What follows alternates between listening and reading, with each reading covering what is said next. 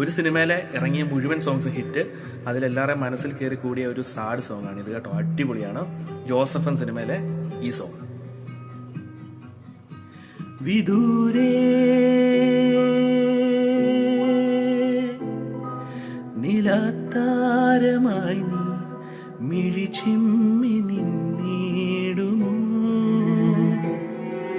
വരാം ഞാൻ നിനക്കായൊരിക്കൽ നീയുള്ള ലോകങ്ങളിൽ. വരും നേരമെന്നോടു ചേരണമെൻ ജീവനെ നീ,